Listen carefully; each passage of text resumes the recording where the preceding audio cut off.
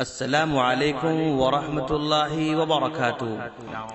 دوستو، آج ہم جس عنوان کو لے کر حاضر ہیں وہ عنوان ہے عید میلاد کے دلائل کا جائزہ۔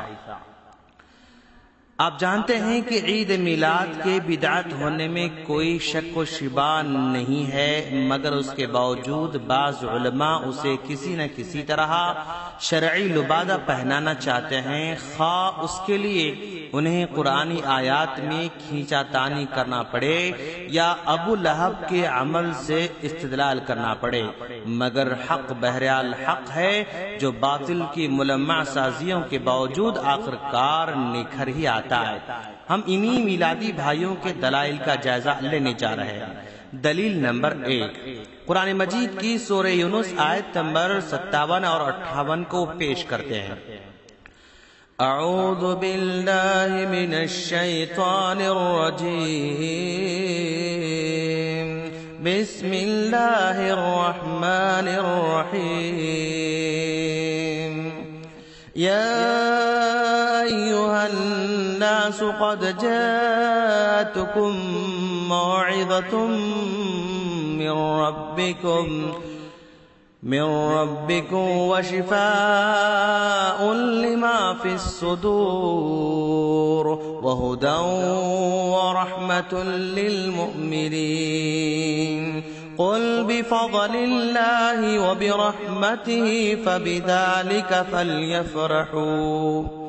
یہ سورہ یونس آیت نمبر 57 اور 58 ہے، جس میں اللہ تبارک و تعالی فرماتا ہے، اے لوگو، تمہارے پاس تمہارے رب کی طرف سے ایک ایسی چیز آئی ہے جو نصیحت ہے، اور دلوں میں جو روگ ہیں ان کے لیے شفا ہے، اور وہ رہنمائی کرنے والی ہے اور رحمت ہے ایمان والوں کے لیے۔ اے نبی، آپ کہہ دیجئے کہ بس لوگوں کو اللہ تعالیٰ کے اس انعام اور رحمت پر خوش ہونا چاہیے۔ یہ دعویٰ ہے۔ اس آیت سے یہ استدلال کیا جاتا ہے کہ نصیحت، شفا، ہدایت اور رحمت وغیرہ نبی کریم صلی اللہ علیہ وسلم کی پیدائش اور تشریف آوری پر موقوف ہے، اس لیے سب سے بڑی رحمت و نعمت تو خود نبی کریم صلی اللہ علیہ وسلم کی ذات گرامی ٹھہری، لہذا آپ کی تشریف آوری پر خوشی منانا چاہیے، اور فَبِذَلِكَ فَلْيَفْرَحُوا میں بھی خوشی منانے کا حکم دیا گیا ہے۔ دوستو، آئیے ہم جواب دیکھتے ہیں۔ سب سے پہلی بات تو یہ ہے کہ قرآن مجید نبی کریم صلی اللہ علیہ وسلم پر نازل ہوا، اور آپ ہی حکم خداوندی سے اس کی قولی و عملی تفسیر و تشریح فرمایا کرتے تھے۔ آپ صلی اللہ علیہ وسلم کی رسالت و بعثت کے بعد 23 مرتبہ یہ دن آیا، مگر آپ صلی اللہ علیہ وسلم نے ایک مرتبہ بھی اس کی قولی و عملی تفسیر فرماتے ہوئے عید میلاد نہیں منائی، اور نہ ہی صحابہ کرام رضوان اللہ اجمعین، نہ تابعین عظام، نہ تبع تابعین، مفسرین و محدثین وغیرہ کو اس آیت میں عید میلاد نظر نہیں آئی، مگر داد ہے ان نکتہ دانوں کے لیے جنہیں 1400 سال بعد خیال آیا کہ اس آیت میں اللہ تبارک و تعالیٰ نے عید میلاد النبی منانے کا حکم دیا ہے، اور ان پاک باز ہستیوں کو یہ نکتہ رسی نہ سوجھی کہ جنہیں نزول قرآن کے وقت براہ راست حکم دیا گیا۔ حقیقت یہ ہے کہ اس آیت میں ولادت نبوی یا عید میلاد کا کوئی ذکر اور اشارہ تک بھی نہیں ہے، بلکہ اس میں یہ بتایا گیا ہے کہ نزول قرآن کی نعمت پر خوش ہو جاؤ کہ اللہ تبارک و تعالیٰ نے تمہاری ہدایت کے لیے اسے نازل کیا ہے۔ علاوہ ازیں خوشی کا تعلق انسان کی طبیعت اور قلبی کیفیت سے ہوتا ہے، نہ کہ وقت اور دن کے ساتھ۔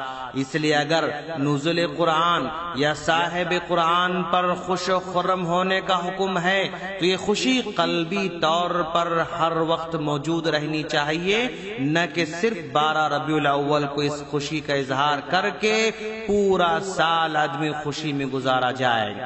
اگر آپ کہیں کہ خوشی تو سارا سال رہتی ہے تو پھر آپ سے ازراہ ادب مطالبہ ہے کہ یا تو سارا سال بھی اسی طرح جلوس نکال کر خوشی کا اظہار کیا کریں، یا پھر باقی سال کی طرح 12 ربیع الاول کو بھی سادگی سے گزاریں۔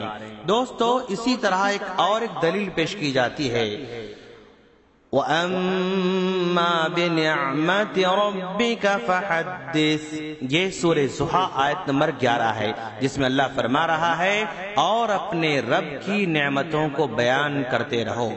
اس آیت میں بھی یہ کشید کیا جاتا ہے کہ نبی کریم صلی اللہ علیہ وسلم اللہ تعالیٰ کی طرف سے امتی مسلمہ کے لیے سب سے بڑی نعمت ہیں، لہذا اس نعمت عظمیٰ کا اظہار بھی بڑے پرشوکت جشن و جلوس سے کرنا چاہیے۔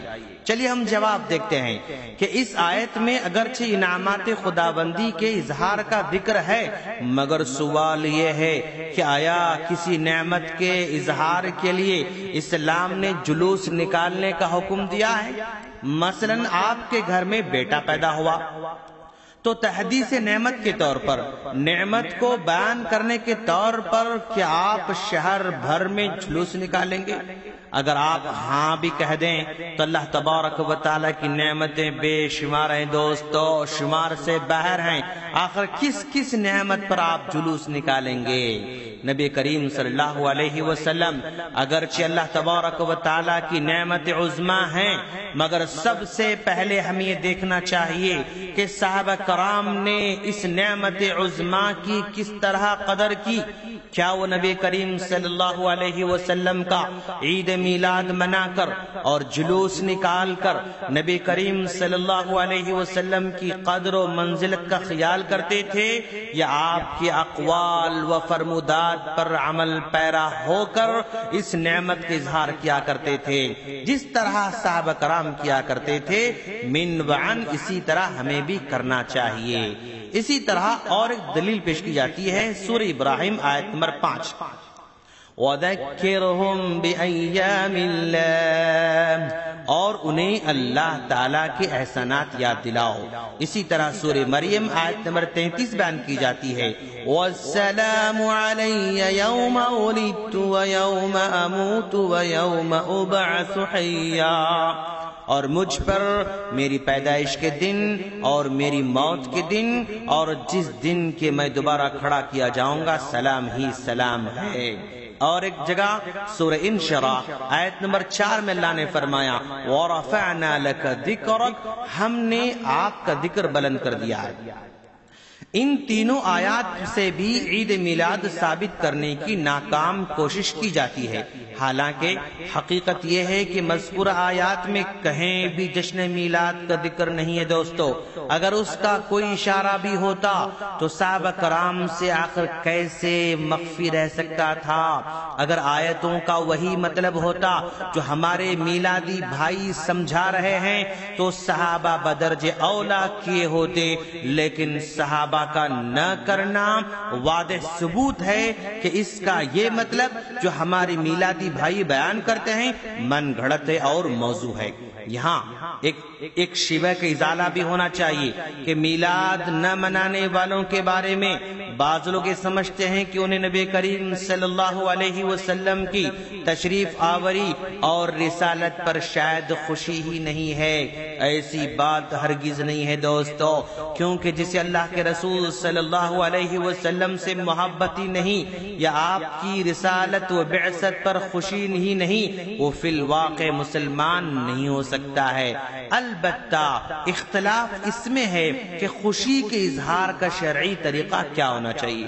اگر کہا جائے کہ جشن، جلوس، میلاد اور ہر من مانا طریقہ ہی جائز و مشروع ہے تو پھر صحابہ کرام کی رسول اکرم صلی اللہ علیہ وسلم سے محبت مشکوک ہو جاتی ہے، اس لیے کہ انہوں نے اظہار محبت کے لیے کبھی جشن میلاد نہیں منایا۔ جبکہ اللہ کے رسول صلی اللہ علیہ وسلم کے فرمان پر وہ جان دینے سے بھی نہیں گھبرایا کرتے تھے۔ دوستو، حقیقت یہ ہے کہ اسلام نے خوشی اور غمی کے حدود و قیود متعین کر دیے ہیں جن سے تجاوز ہرگز جائز نہیں ہے۔ اگر کوئی تجاوز کرتا ہے تو نافرمانی کے دائرے میں داخل ہو جائے گا۔ ہم دعا کرتے ہیں کہ باری تعالیٰ ہمارے ان معصوم بھائیوں کو ہدایت نصیب فرما اور تیرے نبی کے سچا پیروکار بنا دے، آمین۔